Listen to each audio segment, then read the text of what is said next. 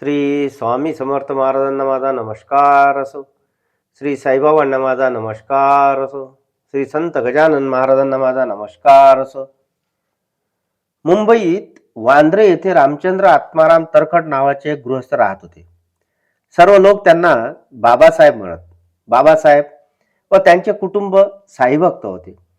बाबासाहेबांचा मुलगा नित्यनेमाने साईंच्या तस्वीरीची पूजा करायचा. त्यांना नैवेद्य दाखविल्याशिवाय तो कधीही अन्नोदक घेत नसे. एके दिवशी बाबासाहेबांच्या पत्नीच्या मनात आपण शिर्डीत जाऊन साईबाबांचे दर्शन घ्यावे अशी इच्छा झाली. तेव्हा बाबासाहेबांनी आपल्या मुलालाही तिच्या समवेत जाण्यास सांगितले. पण आपण गेलो तर बाबांची पूजा राहील म्हणून तो आई समवेत जाण्यास तयार नव्हता. बाबासाहेबांना त्याच्या न जाण्याचे कारण कळले तेव्हा ते म्हणाले, तू निश्चिंत मनाने जा, बाबांच्या पूजा नैवेद्याचे काम मी स्वतः करीन. तेव्हा तो आई समवेत जाण्यास तयार झाला.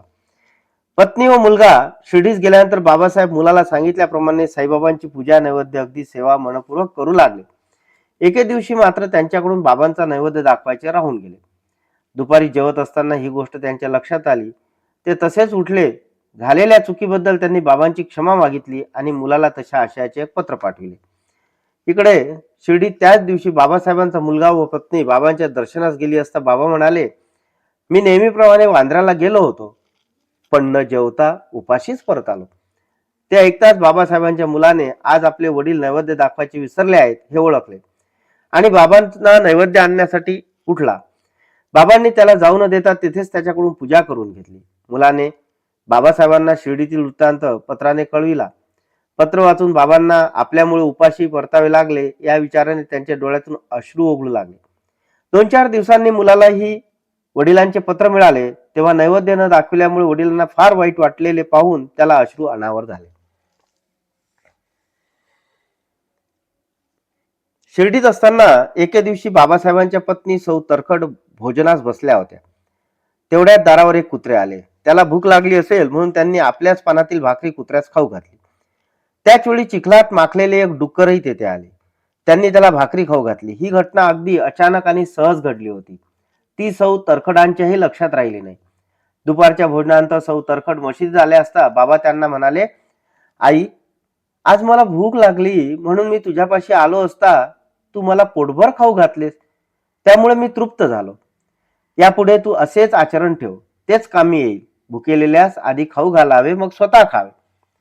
बाबा असे बोलत होते, पण त्यांच्या बोलण्याचा अर्थ सौ तरखडांच्या लक्षात आला नाही. त्या म्हणाल्या, बाबा, मी स्वतःच पैसे देऊन बाहेरून जेवण मागवते, मी तुम्हाला पोटभर खाऊ घालल्याचे आठवत नाही. तेव्हा बाबा म्हणाले, आई, आज दुपारी ज्या कुत्र्याला आणि डुकराला तू खाऊ घातलेस तो मीच होतो. जो सर्वांमध्ये मला पाहतो तो मला अतिप्रिय असतो. तेव्हा तूही अशाच अभेद बुद्धीने मला भज. बाबांचे बोलणे ऐकून सौ तरखडांच्या डोळ्यात पाणी आले. सासरू नयनांनी त्यांनी बाबांना नमस्कार केला. वांद्र्याला बाबांचे आणखी एक भक्त राहत होते.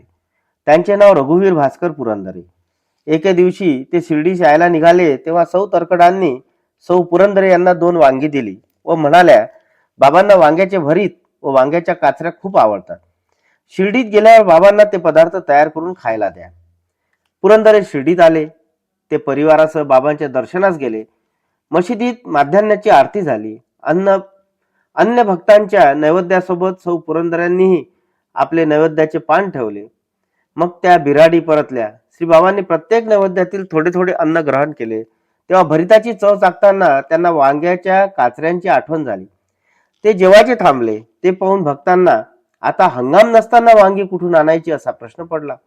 म्हणून ज्यांनी भरीत आणले त्यांच्यापाशीच वांगी असतील असा विचार करून भक्त मंडळी पुरंदऱ्यांपाशी आली व सर्व घटना सांगितली.